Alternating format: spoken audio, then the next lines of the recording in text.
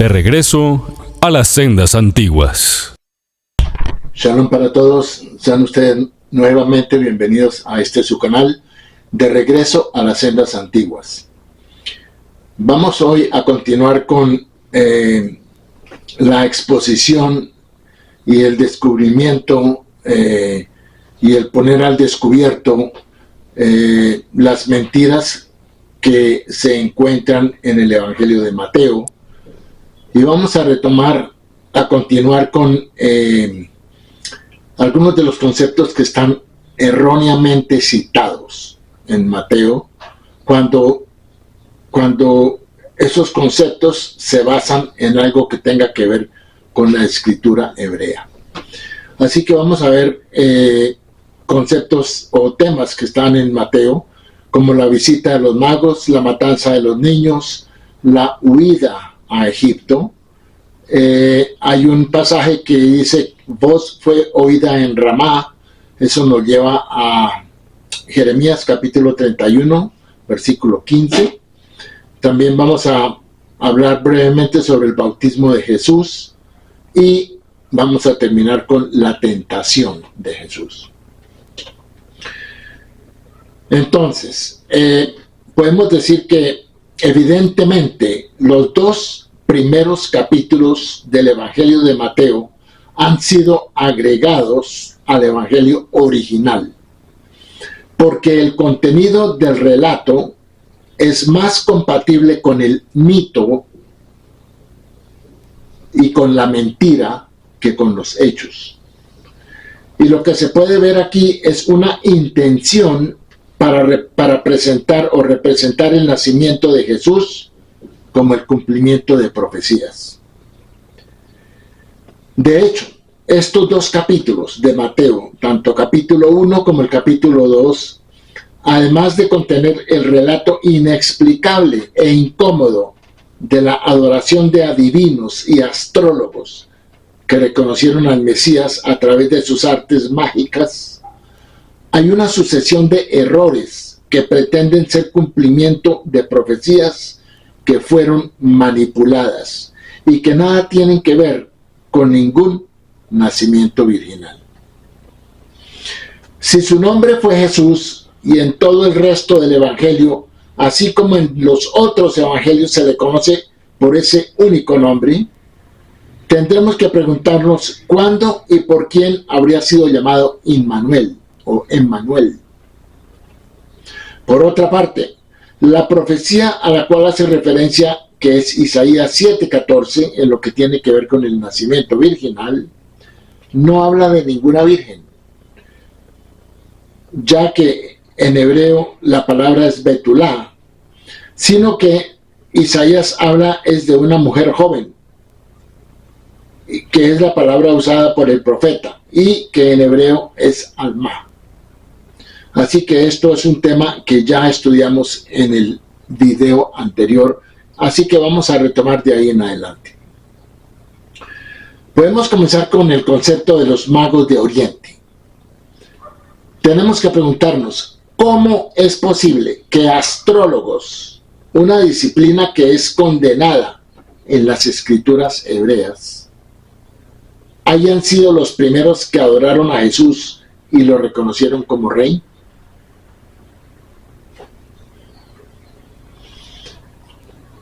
En Isaías 47, 13 y 14 hay un juicio contra Babilonia por sus costumbres idólatras y sus manipulaciones astrológicas. Entonces, en esos versículos dice, refiriéndose a Babilonia, estás fatigada por los muchos consejos, que se levanten ahora los que contemplan los cielos, los que profetizan por medio de las estrellas, los que pronostican cada luna nueva, y te salven de lo que vendrá sobre ti. Es una amonestación que Dios le está haciendo a Babilonia. He aquí, ellos se han vuelto como rastrojo, el fuego los quema, no librarán sus vidas del poder de la llama. No habrá brasas para calentarse, ni lumbre ante la cual sentarse. Por lo general, los apologistas cristianos atribuyen este supuesto acontecimiento a un carácter profético, que el Mesías sería reconocido por los gentiles, y también tratando de explicar que la palabra magos no significa magos, sino significan otras cosas. Hay muchos más mitos de origen gentil, como lo es el relato de los magos, y en los libros apócrifos y pseudoepigráficos anteriores y posteriores al Nuevo Testamento. Con respecto al significado de la palabra magos, es concreto y se refiere a los sacerdotes del culto avéstico, es decir, del culto a Zoroastro.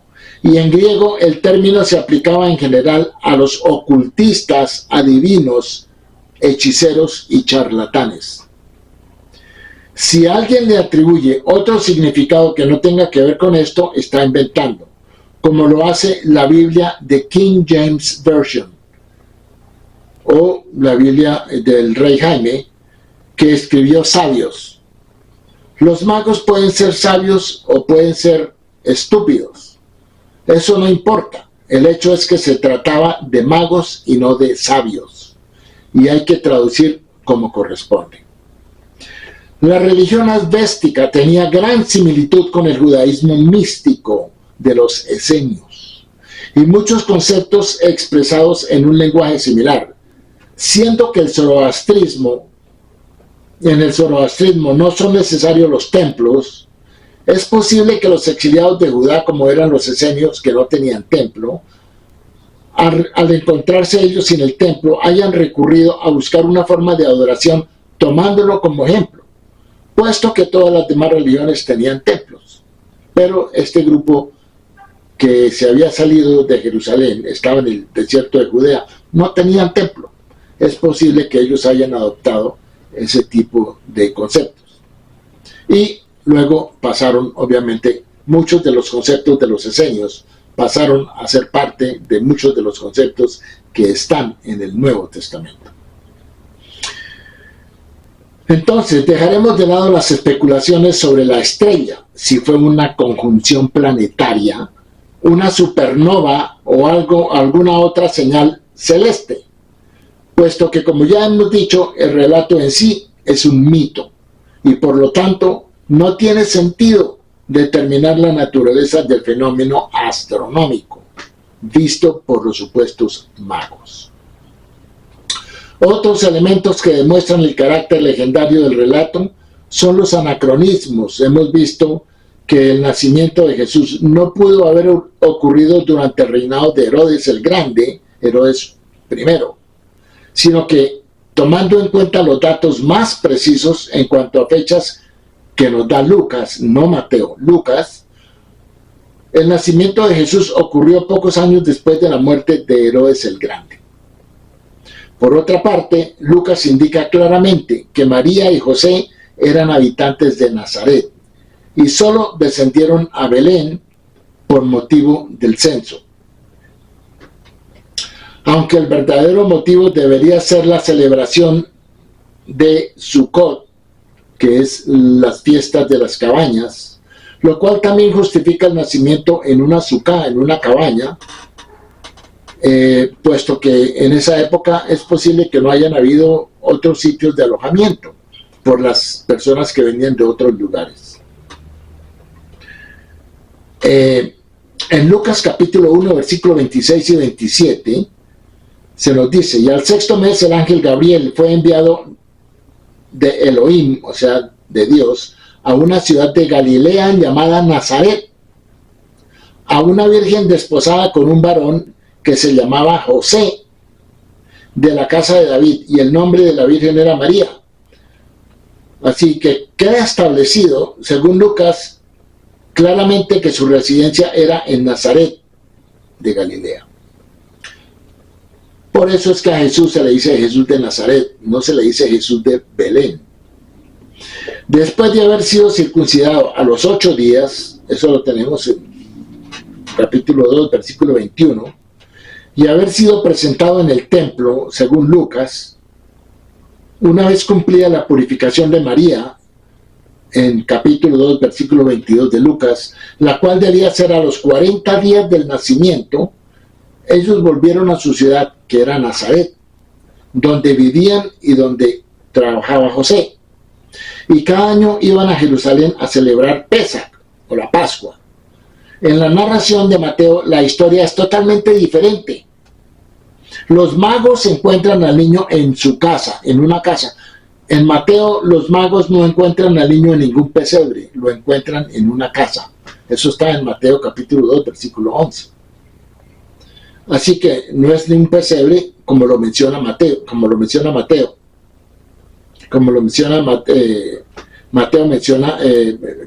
una casa Mateo, y Lucas menciona en un pesebre.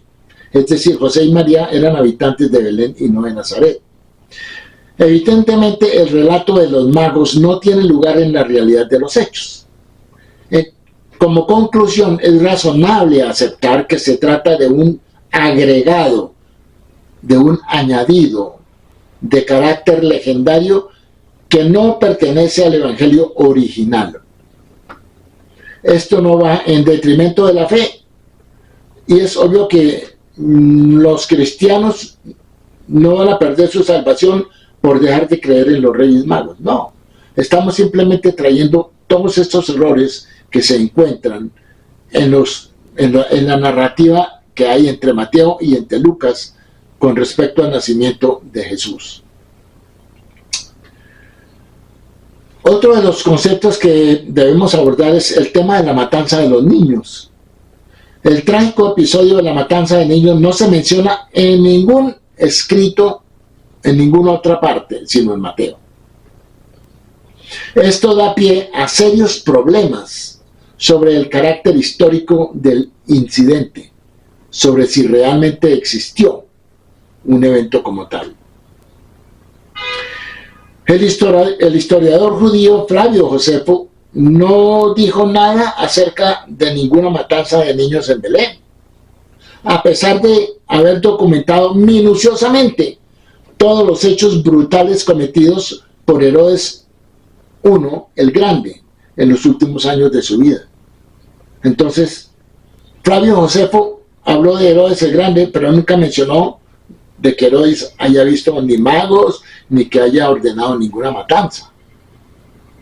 Tampoco existe un registro histórico de esto que haya sucedido, según la ausencia de este evento en cualquier otro documento aparte del Evangelio de Mateo. La supuesta matanza de niños por parte de Herodes es un evento que no está registrado en ninguna otra fuente del primer siglo. Es una dificultad histórica que eclipsa la narración del nacimiento de Mateo. Bueno, y decimos que es lógico que el contemporáneo autor, que era Flavio Josefo como historiador, hubiera escrito extensamente, como lo hizo sobre las crueles acciones de Herodes, y haya pasado por alto una matanza de niños. Parece muy poco probable que sí hubiera tenido lugar una matanza de bebés cerca de Jerusalén, pues Belén estaba solamente a 6 millas de distancia, que Josefo no se hubiera enterado y lo hubiera usado como un ejemplo de los crímenes atroces de Herodes el Grande. Así que lo más probable es que esto es un agregado, es una leyenda, es algo que nunca sucedió. No hay ningún registro en ninguna otra parte. Otro de los conceptos que tenemos que desvirtuar es la huida a Egipto. En Mateo capítulo 2, versículos 14 y 15, dice, y él, hasta hablando de José, y él despertando tomó al niño y a su madre de noche y se fue a Egipto, y estuvo allá hasta la muerte de Herodes, para que se cumpliese lo que fue dicho por el Señor, por el profeta que dijo, de Egipto llamé a mi hijo. Esto ya lo hemos hablado en otras partes, pero como ya estamos siguiendo un orden más o menos como está escrito en el Evangelio de Mateo, aquí vemos que supuestamente un ángel se le aparece a José y le dice que debido a la orden de Herodes de matar a los niños menores de 2 años, que entonces le advirtió a José de que huyera a Egipto. Y por eso, ¿para qué inventaron esto? Para acomodarle un versículo, o no uno, sino medio versículo de la Biblia hebrea que dice, de Egipto llamé a mi hijo. Esa es la mitad del versículo 1 de Oseas 11, capítulo 11, versículo 1. Pero ¿por qué no pusieron todo el versículo? Porque es que si hubieran puesto todo el versículo, se hubieran dado cuenta de que eso no pertenece a Jesús. Pero usaron la segunda parte, donde dice, de Egipto llamé a mi hijo, para acomodar esa parte a la supuesta situación de Jesús, en una supuesta huida a Egipto, que realmente no sucedió.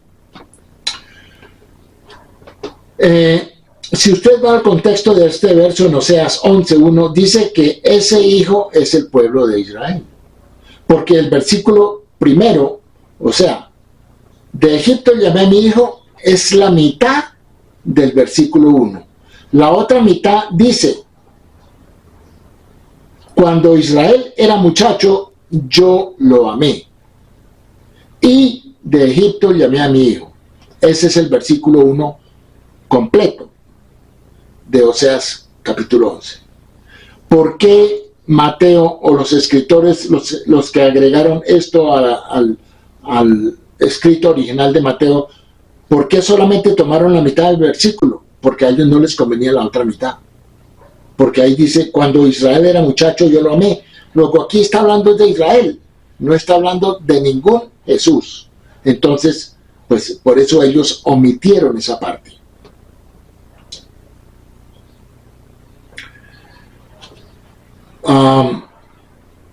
Entonces, como es obvio, el hijo en cuestión del capítulo 11, versículo 1 de Oseas, del cual Mateo o los escritores que insertaron esto en el Evangelio de Mateo solamente tomaron la mitad del versículo.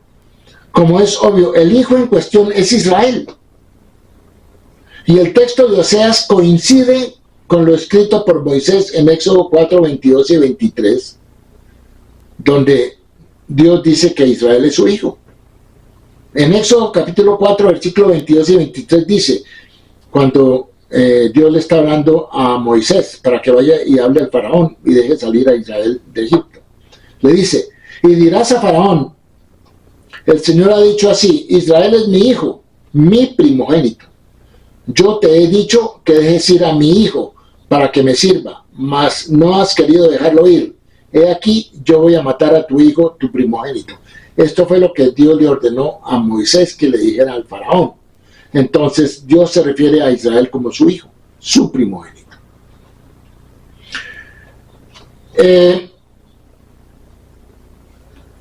Luego en el versículo 2 dice, continuando después voy a leer el versículo 1 y 2, Oseas. Cuando Israel era niño, yo lo amé y de Egipto llamé a mi hijo.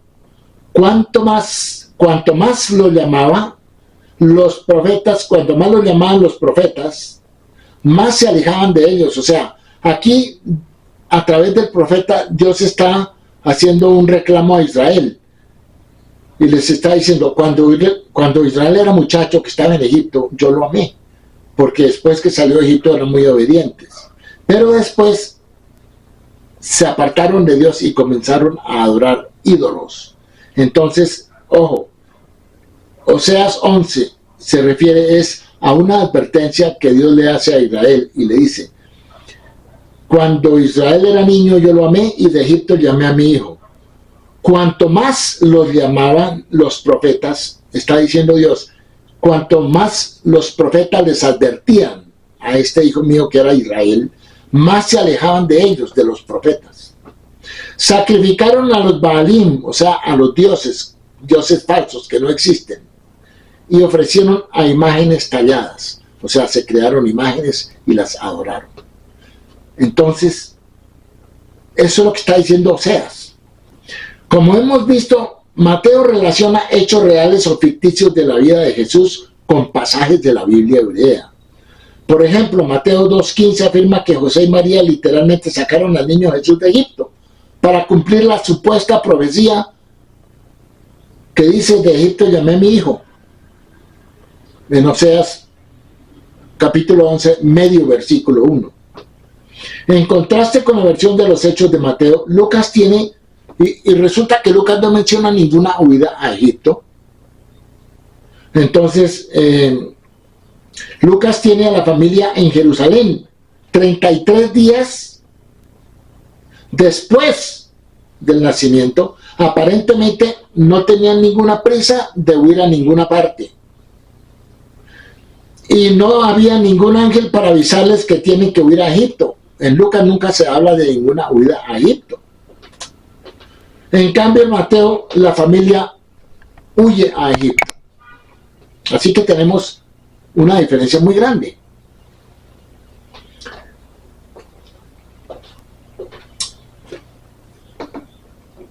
No puede usar en una fecha posterior, después de recibir la noticia de la muerte de Herodes, se dice que la familia regresa en cumplimiento de otra supuesta profecía.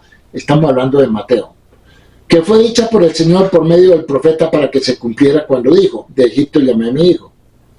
O sea que Mateo toma a Oseas 11:1 fuera de contexto, de una forma muy equivocada.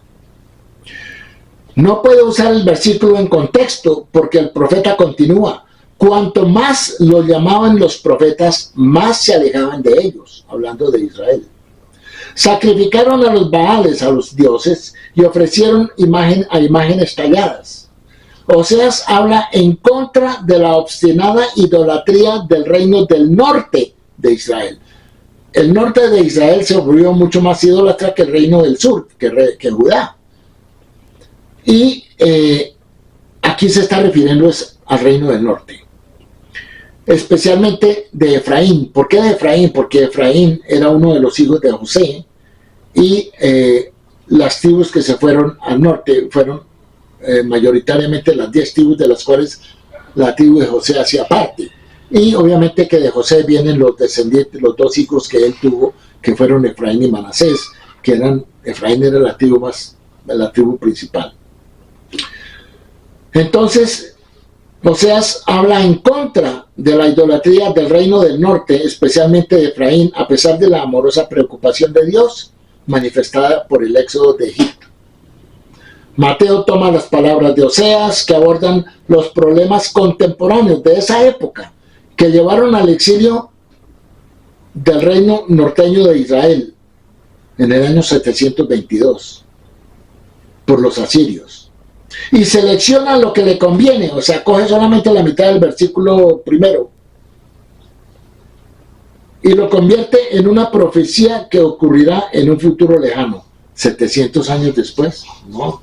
Esto era, aquí, o sea, se está hablando de lo que sucedió después de que ellos fueron llevados cautivos y por qué. Pero por supuesto, para Mateo el cumplimiento literal ya ha llegado a través de su propia aplicación del texto selecto a Jesús.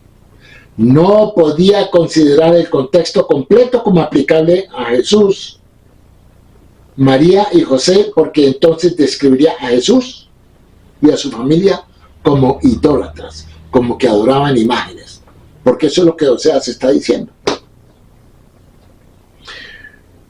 El contexto del versículo de Oseas muestra que la referencia del profeta es al éxodo y a un Israel infiel, no, como afirma Mateo, a un Jesús fiel. Aquellos que aceptan la afirmación de Mateo de que las palabras de Oseas presagian literalmente un evento futuro en la vida de Jesús, deben lidiar con el siguiente versículo que dice: cuanto más los llamaban los profetas, más se alejaban de ellos, sacrificando a los dioses y ofrecieron sacrificios a imágenes talladas. O sea, si esto fuera verdad, lo que dice Mateo, entonces esto describiría a Jesús como un idólatra. Bueno, llegamos ahora al punto de Mateo 2, capítulo 2, versículo 23, donde dice: y vino y habitó en la ciudad que se llama Nazaret, para que se cumpliese lo que fue dicho por los profetas, que había de ser llamado Nazareno. La pregunta es: ¿por cuáles profetas fue dicho que el Mesías sería llamado Nazareno? No hay ninguna profecía de eso que diga eso. No hay tal profecía en las escrituras hebreas. Por lo tanto, considerando la mayor precisión histórica del Evangelio de Lucas, la conclusión es que Jesús nació durante el reinado de Herodes Arquelao, un descendiente de Herodes I, y que los 2 primeros capítulos de Mateo son un agregado posterior al Evangelio y corresponden al mito más bien que a los hechos. Además de esto, nunca hubo ni magos de Oriente, ni masacre de niños de Belén, ni huida a Egipto. Eso queda claro. Bien, aquí tenemos otra parte en el capítulo 3, capítulo 2 todavía, donde se nos dice, hay una parte abajo donde también trajeron algo de la Biblia hebrea y lo metieron ahí para decir que Raquel llora por sus hijos, haciéndole creer al lector que Raquel está llorando por los niños bebés que fueron sacrificados por Herodes. Entonces mire lo que dice, así dijo el Señor, se escucha un grito en Ramá, lamento, llanto, amargo, Raquel llorando por sus hijos, ella se niega a ser consolada por sus hijos que se han ido. Entonces aplican esto al tema de Jesús y al tema de la matanza de los niños, que no sucedió. Y vamos a ver que lo que está diciendo aquí es que como se interpreta esto dice aquí, se oye una voz, dice aquí, así dijo el Señor, refrena tu voz del llanto, tus ojos de derramar lágrimas, porque hay recompensa por tu trabajo, declara Dios, volverán de la tierra del enemigo. Entonces aquí Dios le está haciendo una alegoría en Jeremías, según Jeremías, de que los está hablando del regreso de los desterrados de Babilonia. Entonces, y obviamente una explicación, y hay una esperanza para su futuro, declara el Señor, tus hijos volverán a su país. Entonces está hablando del regreso de los hijos que fueron llevados al destierro. No está hablando de ningún Jesús, de ninguna matanza.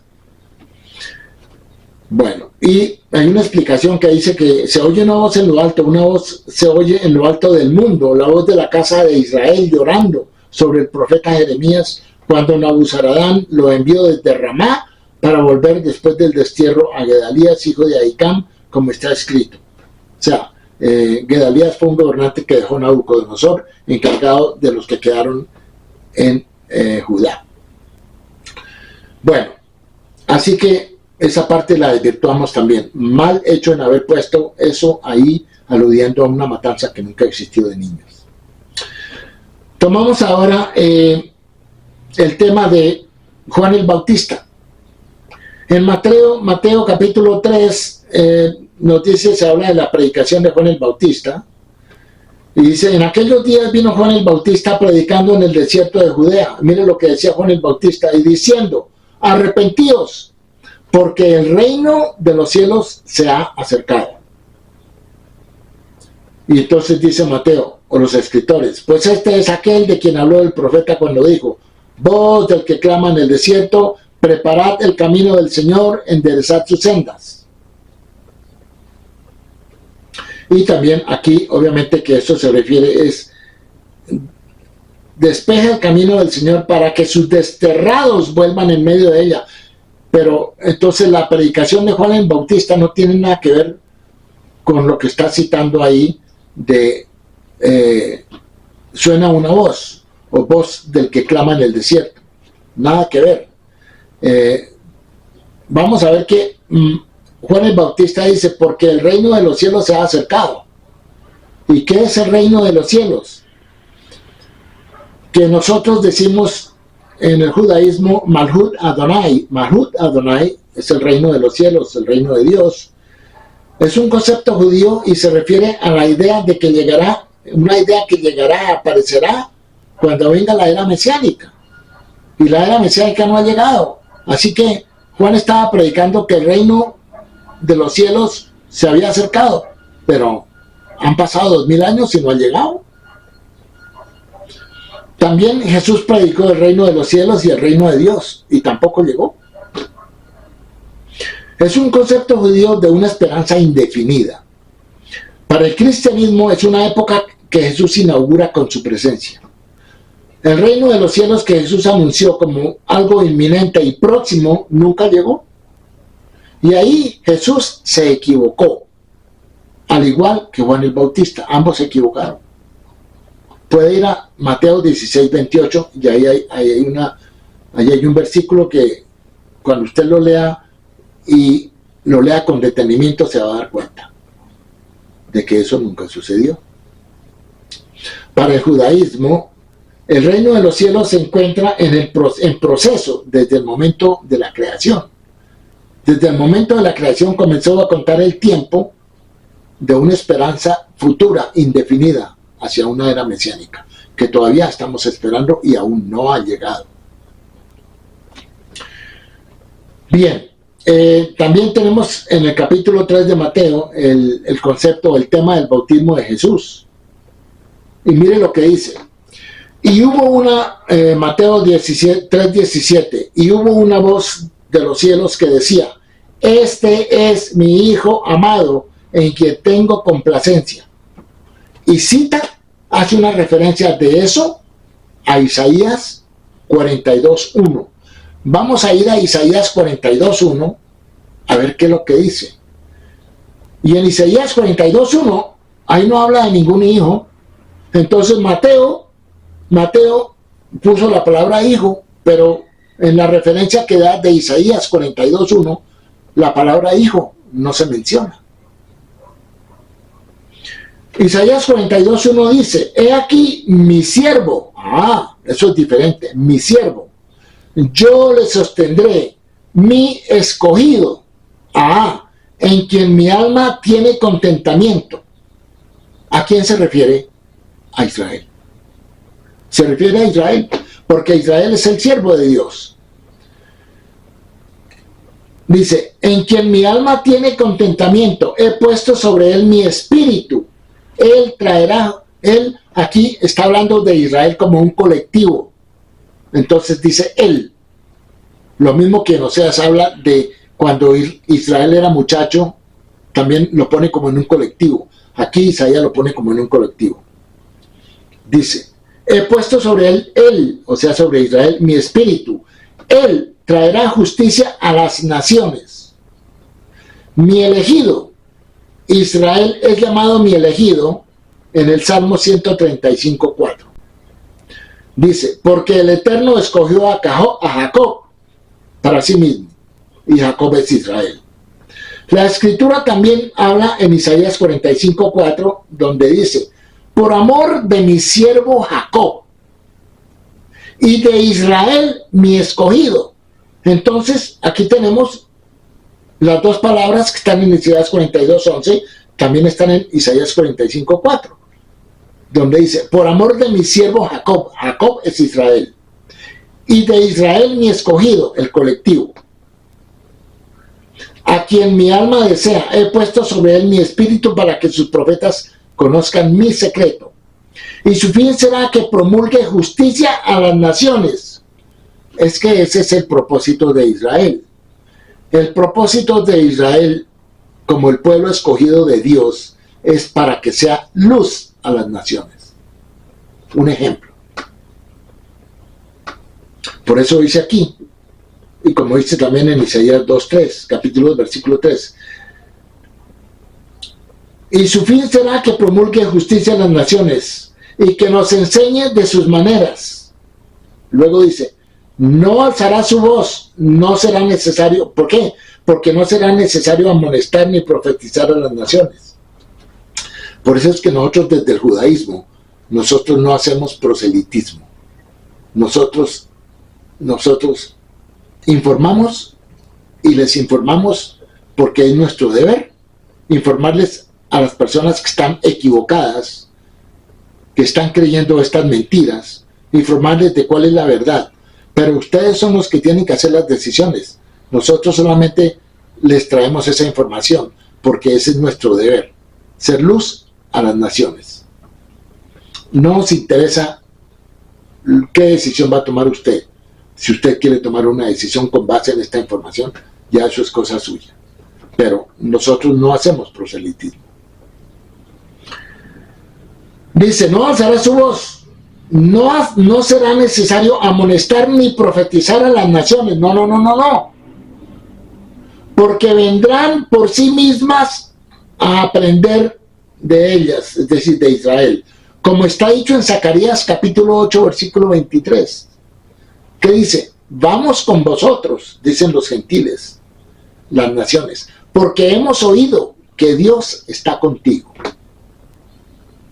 Bueno, y a propósito, si usted quiere ubicar dónde está la palabra siervo, que se reconoce como Israel, usted puede ir al mismo libro de Isaías, y estas son las citas. Isaías 42, capítulo 42, versículo 1 al 9. Isaías 49, versículo 1 al 6. Isaías 50, versículos 4 al 11. Isaías 52, 13 e Isaías 53, 12, que es el siervo sufriente. Por eso decimos que el siervo sufriente es Israel. No es ningún Jesús, no es ningún Mesías. Por último, vamos a hacer un pequeño comentario sobre la tentación de Jesús que está en el capítulo 4. Dice, y vino a él, en el capítulo 4 de Mateo, capítulo 4, versículos 3 y 4, dice, y vino a él, o sea, a Jesús, y vino a él el tentador, y le dijo, si eres hijo de Dios, di que estas piedras se conviertan en pan. Jesús respondió y dijo, escrito está, no solo de pan vivirá el hombre, sino de toda palabra que sale de la boca de Dios. Deuteronomio 8:3. Y también le dijo el tentador, en Mateo capítulo 4, versículos 6 y 7, si eres hijo de Dios, échate abajo, porque escrito está, a sus ángeles mandará acerca de ti y en sus manos te sostendrán, para que no tropieces con tu pie en piedra. Jesús le dijo, escrito está también, no tentarás al Señor tu Dios. Salmo 91, 11 y 12, donde dice, pues a sus ángeles mandará acerca de ti, que te guarden en todos tus caminos. Aquí está hablando de Israel como cuando es un colectivo justo, y también de una persona justa, que va a recibir la providencia de Dios. Luego, según Éxodo 23, 20, esto corresponde al justo que confía en Dios, el ángel de Dios enviado para guiar a Israel. Porque aquí dice, he aquí yo envío mi ángel delante de ti para que te guarde en el camino y te introduzca en el lugar que yo he preparado. Ahora, en Deuteronomio capítulo 6, versículo 16, hay una advertencia contra la idolatría cuando entre Israel a la tierra prometida. Y por eso dice, no andaréis en pos de dioses ajenos, de los dioses de los pueblos que están en vuestro alrededor. Porque Dios es celoso, tu Dios en medio de ti está, para que no inflame el furor de Dios contra ti y te destruya sobre la tierra. Preguntémonos una cosa, si Jesús era judío, ¿por qué tendría que mencionar a Satanás? O sea, ¿por qué se tendría que mencionar a Satanás si el judaísmo rechaza la idea de Satanás como un tentador, como un enemigo del ser humano? Satanás no es ningún enemigo del ser humano. Satanás es un siervo de Dios que está al servicio de Dios para beneficio del ser humano. Además, este concepto de un tentador, eso no está en la escritura hebrea. No está. Es difícil tomar la tentación de Jesús literalmente. Mateo 4, versículo 8 implica que Jesús fue llevado a una alta montaña para que viera todos los reinos del mundo en su gloria futura, en un momento. Pues no hay ninguna montaña lo suficientemente alta para ver el resto de todo el mundo, en ninguna montaña. Entonces, literalmente, eso no se puede, eso no existe, eso no se puede cumplir.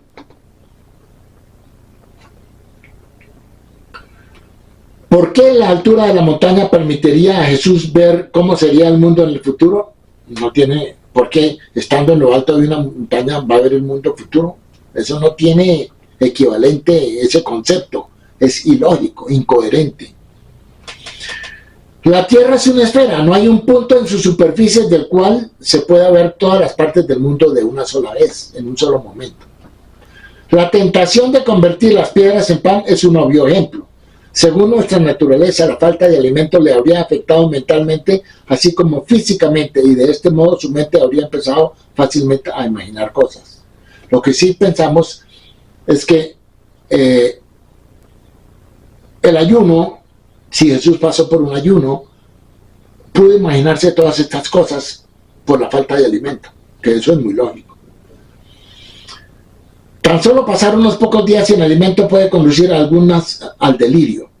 Parece improbable que varias veces el diablo haya llevado a Jesús por el desierto y por las calles de Jerusalén y luego trepar a un pináculo del templo juntos, todo a la vista de la gente. O sea, Flavio Josefo no escribió nada al respecto, nada semejante a esto que haya sucedido.